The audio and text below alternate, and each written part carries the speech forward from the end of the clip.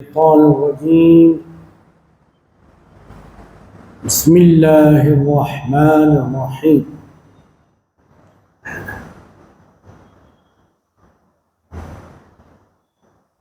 فاسألوا أهل الذكر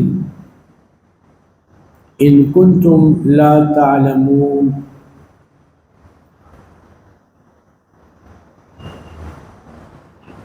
وقال سبحانه وتعالى في مقام آخر: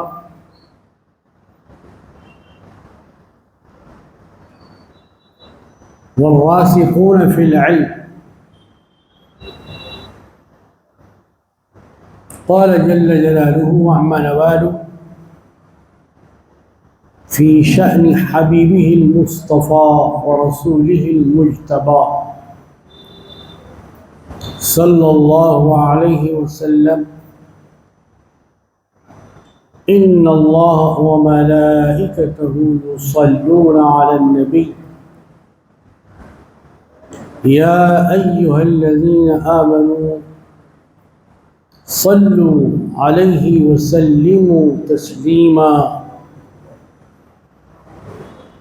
اللهم صل صلاة كاملة وسلم سلاما تاما على سيدنا محمد الذي تنحل به العقد وتنفرج به الكرب وتقضى به الحوائج وتنال به الرغائب وحسن الخواتم ويستسقى الغمام بوجهه الكريم وعلى آله وصحبه في كل لمحة ونفس بعدد كل ما هو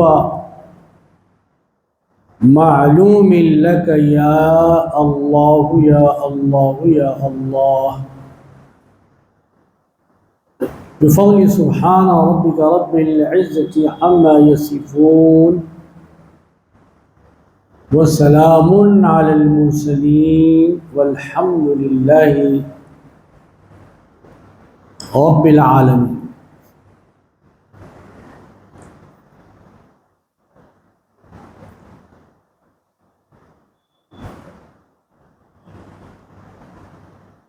انسان کو زندگی گزارنے کے لیے کوئی قاعدہ، قانون، ضابطہ، طریقہ لازمی اور ضروری.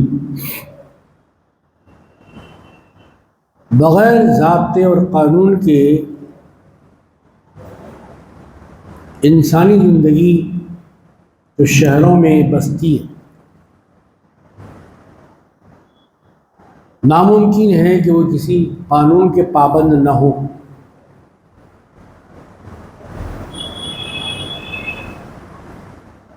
وہ قانون عورت کے لیے بھی ہو، مرد کے لیے، جوان کے لیے بھی ہو، بوڑھے کے لیے، بچے کے لیے بھی. وہ ضابطہ استاذ کے لیے بھی ہو اور طالب علم کے لیے بھی ہو. وہ قانون طبیب کے لیے بھی ہو اور مریض کے لیے بھی. وکیل ہو یا موکل، کوئی بھی قانون کے بغیر زندگی نہیں گزار سکتا. کوئی یہ کہتا ہے کہ ہمیں قانون کی ضرورت نہیں، ضابطے کی ضرورت نہیں، تو پھر اسے شہر چھوڑ دینا چاہیے اور جنگل میں چلے جانا چاہیے. جنگل میں کوئی قانون نہیں ہوتا، وہاں جانور رہتے ہیں، وحشی، ایک دوسرے کو چیر پھاڑ کرنے والے، ایک دوسرے کا خون پینے والے. ان کے درمیان کوئی خاندان، رشتہ داری، برادری، اس کا کوئی تصور نہیں. جیسے چاہیے من مانی زندگی گزارتے ہیں. لیکن اگر کوئی یہ کہہ رہا ہے کہ میں انسان ہوں، تو پھر انسان کے لیے قانون ضروری ہے. بغیر ضابطے اور قانون کی حیات کا تصور نہ پہلے تھا، نہ اب ہے، نہ آئندہ۔ اسلام کے اس عقیدے کے مطابق جو اس دنیا کا آخری دن ہوگا، ڈے آف ججمنٹ، مالک یوم الدین، قیامت کے دن کا مالک ہے۔ بول تو رہے ہیں ہم زبان سے، لیکن اس پر عمل کم ہو رہا ہے۔ اپنے آپ کو ہی ہم مالک حقیقی سمجھنے لگے، حالانکہ ایسا نہیں ہے۔ قرآن شریف کے بالکل ابتدا میں بتا دیا گیا کہ مالک تو اللہ ہے، آپ غلام ہیں، نوکر ہیں، اصلی مالک تو اس دنیا کا بھی اور اس دنیا کا بھی جس کی شروعات، جس کا آغاز قیامت سے ہونے والا ہے۔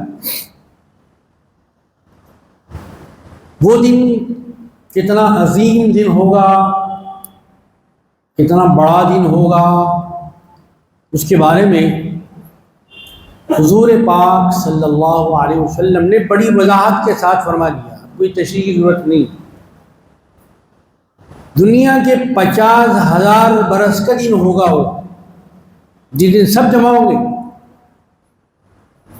کھلم کھلا کام کرنے والے، چھپ چھپ کے کام کرنے والے، لوگوں کو فائدہ کرنے والے، لوگوں کو ڈبانے والے، لوگوں میں لٹانے والے، لوگوں کو لوٹنے والے، سب جمع ہو جائیں گے۔ کون جمع کرے گا؟ یہ اللہ تعالیٰ جمع کرے گا، اللہ کے حکم سے سب جمع ہو جائیں، زمین میں ہو، آسمان میں ہو، مشرق میں ہو، مغرب میں ہو، کسی بھی سمت میں ہو، سب کو جمع ہو جانا ہے۔ محشر اس لیے کہتے ہیں اس کو، میدان محشر، وہاں ہر ایک کا حشر سامنے آئے گا، ہر ایک کی حالت، ہر ایک کی کیفیت سب کے سامنے آ جائے۔ روز محشر کے جاں گداز قوت، وہ دن کیسا ہوگا؟ اس دن کو یاد کرو اے دنیا میں زندگی گزارنے والوں، بغیر قانون کے زندگی گزارنے والوں، اس دن کو یاد کرو۔ وہ ایسا دن ہوگا کہ ہر نفس پگھل جائے گا ڈر سے، بہت ہی جان لیوا ہوگا، بہت ہی عبرتناک، ہیبتناک، خطرناک اور دہشتناک ہوگا۔ کتنا ہیبتناک ہوگا اس کی مثال قرآن مجید کے اندر بتائی گئی۔ قرآن ہماری بنیادی کتاب، چاہے شادی ہو، بیاہ ہو، کاروبار، لین دین، اچھا برا، سفر حضر، ہر جگہ یہ قرآن رہنمائی کرتا ہے۔ لیکن ہم نے کیا کیا؟ اس کو صرف موتا کے لیے، زیارت کے لیے، چہلم کے لیے، برسی کے لیے رکھ دیا۔ حالانکہ قرآن شریف ہر گھنٹے کے لیے ہے، ہر آن کے لیے، ہر لمحے کے لیے، ہر منٹ کے لیے۔ مسلمان کبھی بھی قرآن کے فریم سے نکل سکتے ہی نہیں نکل سکتا۔ نکل گیا تو پھر وہ مسلمان نہیں۔ لفظ لفظ کو، حرف حرف کو، نقطے نقطے کو ماننے والا مسلمان ہے۔ ادخلوا فی السلم کافہ، اے لوگوں 25%، 30%، 35% یہ ایمان چلنے والا نہیں ہے۔ دوسرے سارے کاروبار تو 100%، ایمان 20%، 30% نہیں۔ ادخلوا فی السلم کافہ، پورے کے پورے داخل ہونا ہے آپ کو، آگے آگے چلنے والا نہیں ہے۔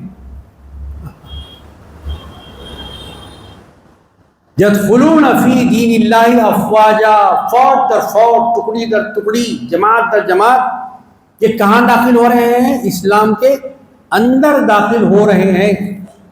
حضور پاک علیہ الصلوۃ والسلام کی غیر مومنوں میں تبلیغ سے، غیر مومنوں جی ہزار لوگ داخل ہو رہے ہیں. تو مومن کا کام ایمان میں داخل کرنا ہے. جس کے پاس ایمان نہیں ہے اس کو ایمان سے واقف کروانا ہے. ایمان میں داخل کروانا مومن کا کام ہے، ایمان سے خارج کرنا مسلمان کا کام نہیں ہے.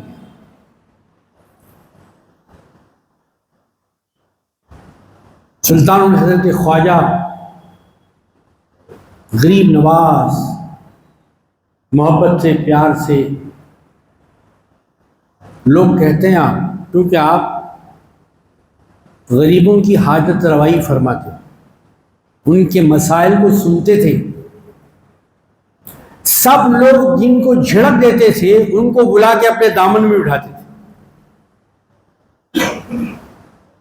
کوئی اپنی دل کی بات کہنے والا ہوتا تو آپ کی خدمت میں آگے بیٹھتا کہ کوئی سننے والا نہیں ہے، آپ کو جا کے سنائیں گے، اچھا برا مشورہ، دین کی بات، دنیا کی بات،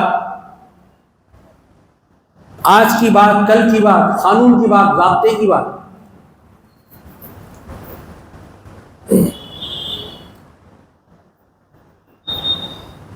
تو آپ نے کیا کیا؟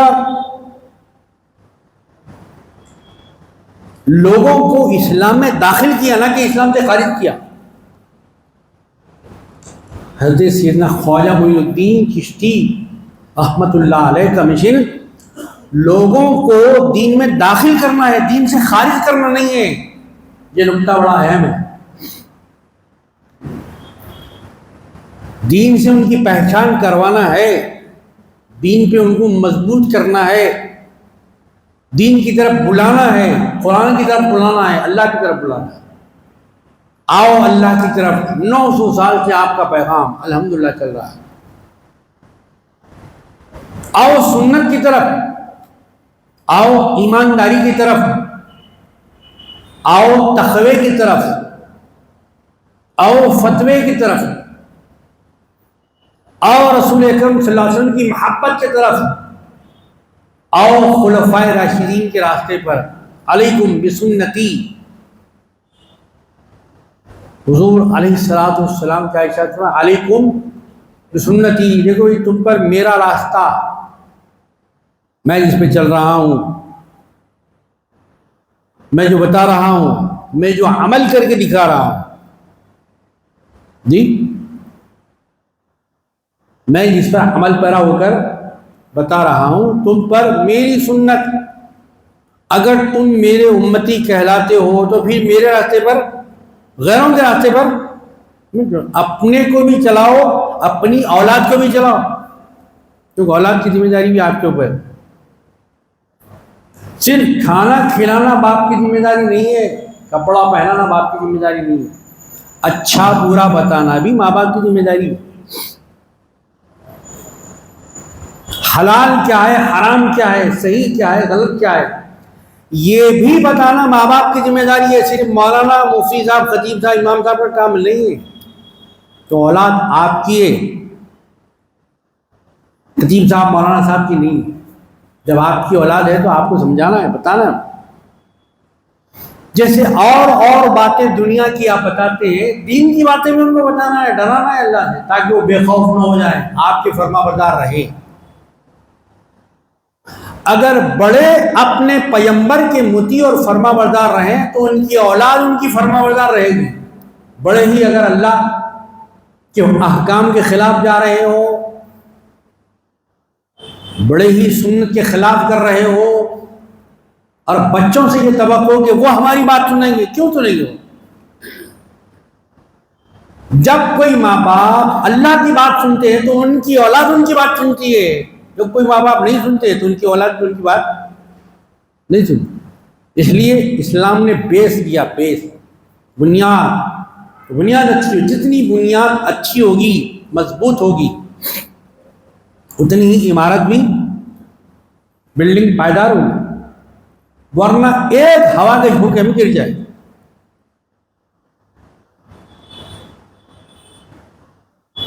تو حضور انور صلی اللہ علیہ وسلم کے امتی اور عاشق کہلانے والوں کے لیے یہ بڑی عبرت کی بات ہے، سبق کی بات۔ سنا ہے آپ ہر عاشق کے گھر تشریف لاتے ہیں، میرے گھر میں بھی ہو جائے چراغاں یا رسول اللہ، مگر کب؟ جب عاشق آپ ہوئے تو عاشق کب ہوں گے؟ کیسے عاشق ہونا؟ زبانی نہیں، جیسا حضرت ابوبکر صدیق رضی اللہ تعالیٰ ہوئے، حضرت عمر رضی اللہ تعالیٰ عنہ جیسے عاشق ہوئے تھے نا، زبانی نہیں تھے، پریکٹیکل تھے، پریکٹیکل عملی طور پر تھے۔ حضرت عثمان غنی رضی اللہ تعالیٰ، آپ کے گھر کو گھیر لیا گیا، پانی بند کر دیا گیا، کھانا بند کر دیا گیا، آپ سے کہا جا رہا ہے کہ آپ دفاع کیجئے، ڈیفینس کیجئے، تو کیا فرماتے ہیں حضرت عثمان غنی رضی اللہ تعالیٰ؟ میرے محبوب، میرے سرکار دو عالم صلی اللہ علیہ وسلم مجھے صبر کی ہدایت کی، میں صبر کر رہا ہوں۔ صبر تو آج ہمارے پاس ختم ہی ہو گیا، کوئی صبر کرنے کے لیے تیار نہیں، کتابوں میں رہ گیا لفظ، صبر کا لفظ کتابوں میں رہ گیا۔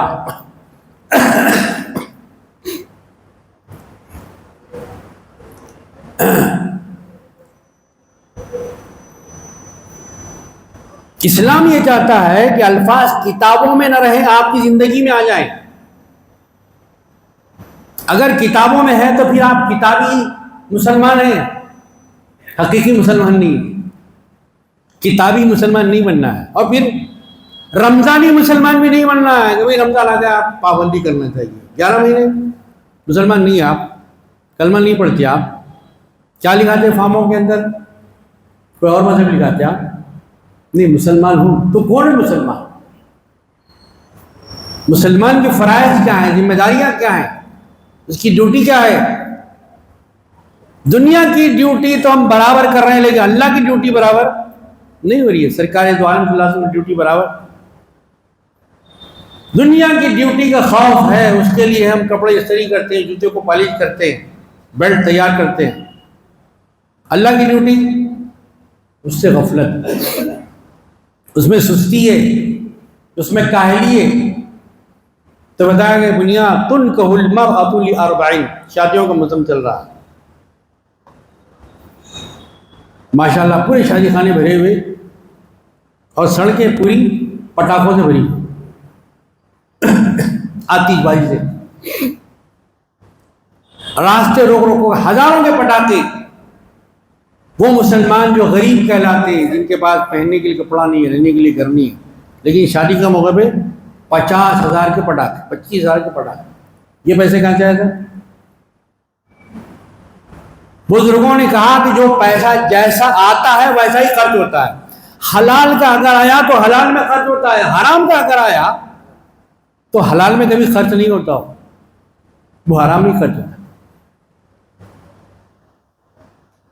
جی، تنکح المرأة لأربعین، ایک مسلمان صاحب ایمان، عاشق رسول، سنت پر عمل کرنے والا مسلمان ایک دوسرے مسلمان گھرانے کی لڑکی سے، دوشیزہ سے نکاح کا پیغام بھیجتا ہے، نکاح کرتا ہے۔ مرد اور عورت کا نکاح ہوگا، مرد مرد کا نکاح نہیں ہوگا، یہ فطرت کے خلاف اللہ نے جو بنایا۔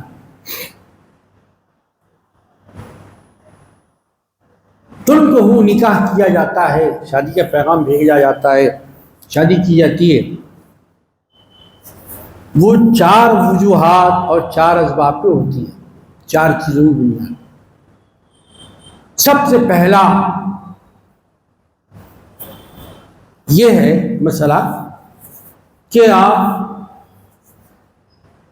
یہ دیکھیں کہ بھئی مال کتنا مل رہا ہے، جائز کتنا مل رہا ہے، سامان کتنا مل رہا ہے۔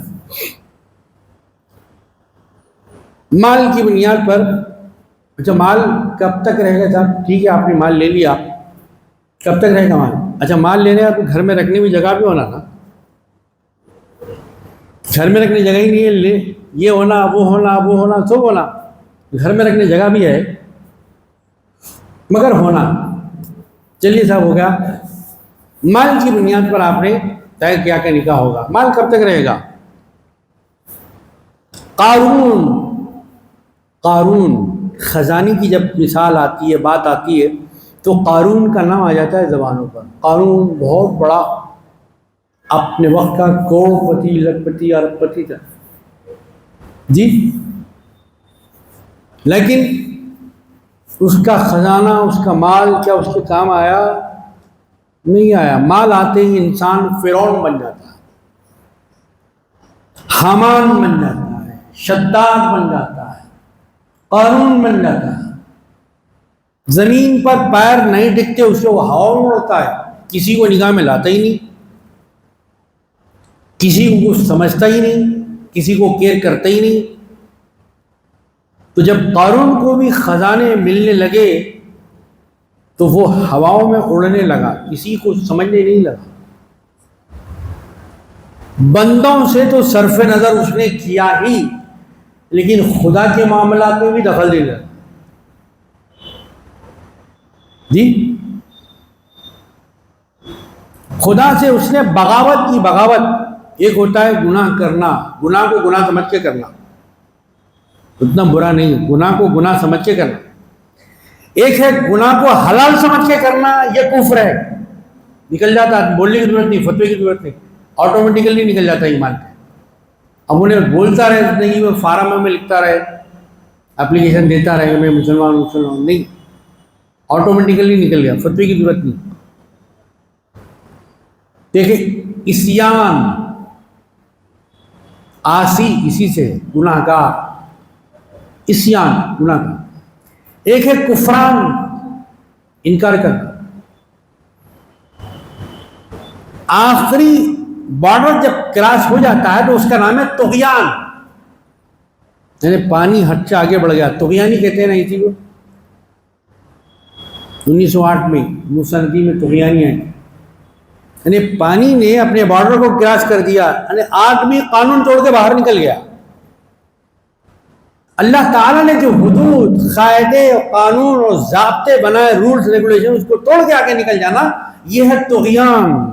طغیان بہت بری چیز، اسی کو سرکش بھی کہا جاتا ہے،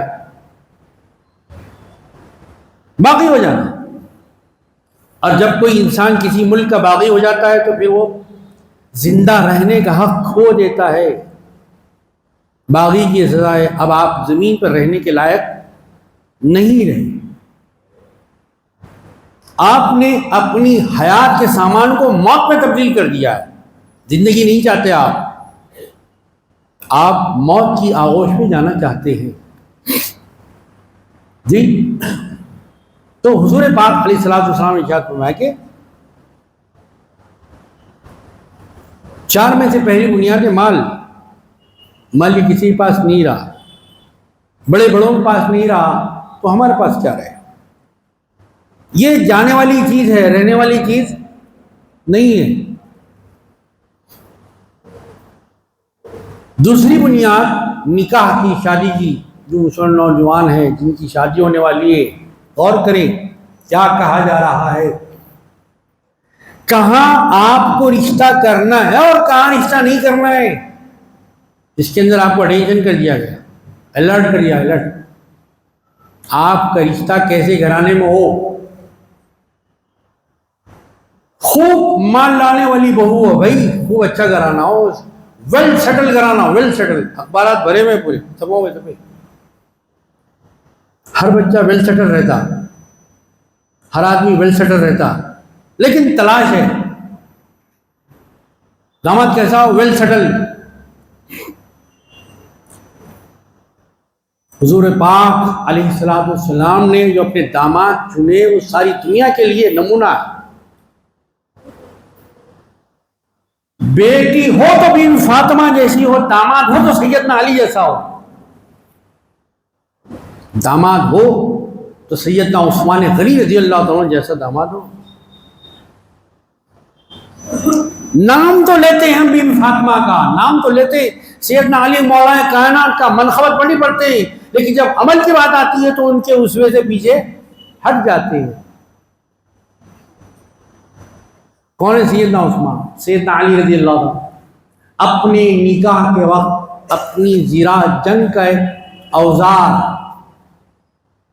کچھ پاس پیسے نہیں تھے، کہا کہ یا رسول اللہ یہی ہے، کہا اس کو فروخت کیجئے، مہر کا اور دوسری چیزوں کا انتظام کیجئے۔ کون تھا خریدنے والا؟ قیمت لگائی گئی، سیدنا عثمان غنی رضی اللہ تعالی عنہ آگے بڑھے کہ اے علی میں خریدتا ہوں 200 میں نہیں 400 میں خریدتا ہوں، قیمت تو 200 لگائی گئی۔ ہمارے پاس کیا ہوتا ہے، بعض والا اگر بیچ رہا 400 میں تو وہ گرا کے بولتے ہو، ارے بھائی یہ متاثر گھر ہے، جنا ہے، بھوتا ہے، پریشانی کا ہے، نقل اور ریٹ گرا دیتے۔ اور یہ صحابہ کا کیا عمل ہے، رسول اکرم صلی اللہ علیہ وسلم محفل نور میں بیٹھنے والوں کا کیا عمل ہے، قیمت گرا کے نہیں، قیمت ڈبل کر کے خرید رہے ہیں اس کو۔ اے علی میں خریدوں گا، اللہ آپ گھبرائیے مت، آپ کے لیے میں آسانی فراہم کروں گا۔ تو ایک مسلمان بھائی دوسرے مسلمان کا واقعی بھائی ہوتا ہے، ایک سگا بھائی، ایک ایمانی بھائی، ایک بھائی جسمانی، ایک بھائی ایمانی۔ نہ سگا بھائی باقی رہا، نہ جسمانی باقی رہا، نہ روحانی باقی رہا، نہ ایمانی باقی رہا، سب کا رشتہ یہ ہو گیا ہے، جس کے بعد یہ ہے کوئی رشتہ نہ ہو، رشتہ قائم ہو جائے، اللہ ہو۔ یہاں دیکھیے صحابہ کرام کون سا رشتہ قائم کر رہے ہیں، ایمانی رشتہ ہے، اسلامی رشتہ ہے۔ المسلم اخو المسلم، ایک مسلمان، کون ہے مسلمان؟ جس کے ہاتھ سے، اس کی زبان سے، اس کے کلام سے، اس کے ہاتھ میں اگر پین ہے تو اس سے بھی، اس کی تکلیف سے محفوظ ہے دوسرا مسلمان بھائی۔ آج تو بھائی کی گردن ہی ناپنے کی سوچ رہا ہے، بیٹا باپ کی گردن ناپنے کی سوچ رہا ہے، بیٹی ماں کی گردن ناپنے کی سوچ رہی ہے۔ یہ کون سا معاشرہ ہے، یہ کون سی سوسائٹی ہے، کون سی تہذیب ہے، کون سا تمدن ہے، کون سا کلچر ہے جہاں انسانیت ختم ہو چکی ہے؟ اور حضور پاک علیہ السلام نے اعلان فرمایا کہ میں رحمت للمؤمنین نہیں، رحمت للعالمین۔ بول رہے ہیں ہم تقریروں میں، لیکن عمل نہیں ہے ہمارا۔ رحمت للاخوانی نہیں رہے، ایک خاندان میں ہی گلے کاٹے جا رہے ہیں، ایک دوسرے کا مال لوٹا جا رہا ہے، ڈبایا جا رہا ہے، قرضہ لے کے پھرایا جا رہا ہے، رلایا جا رہا ہے، ایذا دی جا رہی ہے، تکلیف دی جا رہی ہے۔ تکلیف کسی بھی انسان کو دینا بہت برا ہے، مسلمان کو بہت دور ہوا۔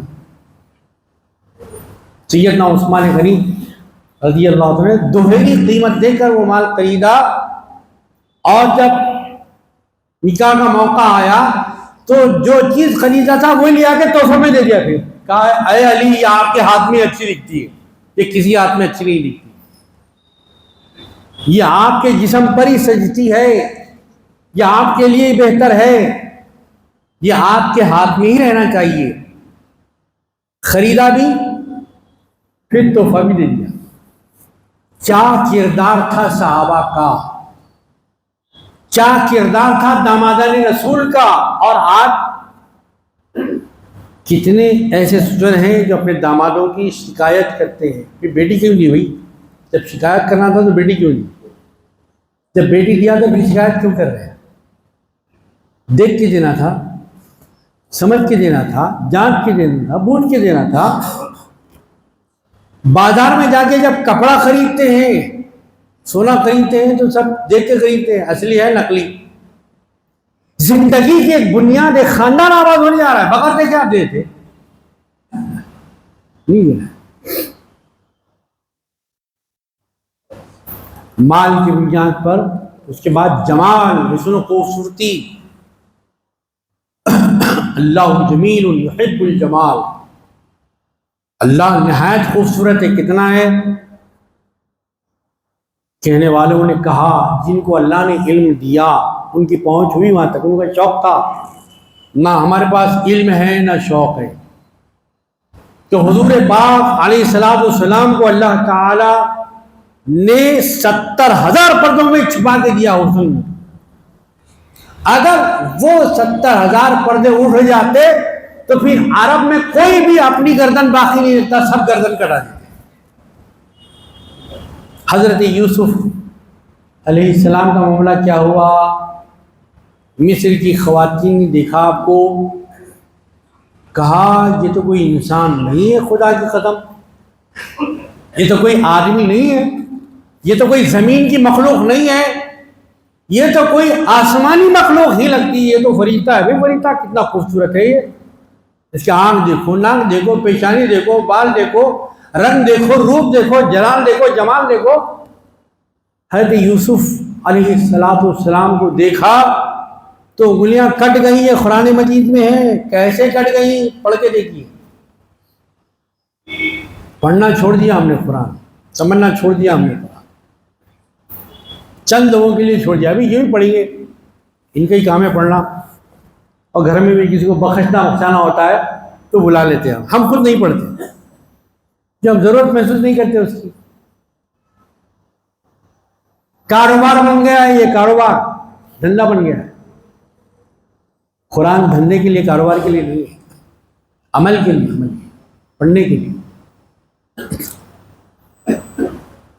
حسب نسب اس کی بنیاد پر بھی، ارے فیملی بڑی اچھی ہے بھائی، بہت اچھے لوگ دکھ رہے ہیں، بہت اچھے خاندان کے دکھ رہے ہیں، نکاح کریے آپ۔ لیکن آخر میں حضور پاک علیہ السلام نے ارشاد فرمایا، وہ بات بڑی بنیادی ہے، اسی پر ایمان کی اساس ہے۔ خدائی قسم آج جو جھگڑے و فساد اور آگ معاشرے کے اندر، مسلم سوسائٹی کے اندر لگی ہوئی ہے، اس بنیاد کو چھوڑ دینے کی وجہ سے۔ تو حضور نے جو اصول، ضابطہ، قاعدہ، قانون دیا تھا اس کو ہم نے چھوڑ دیا۔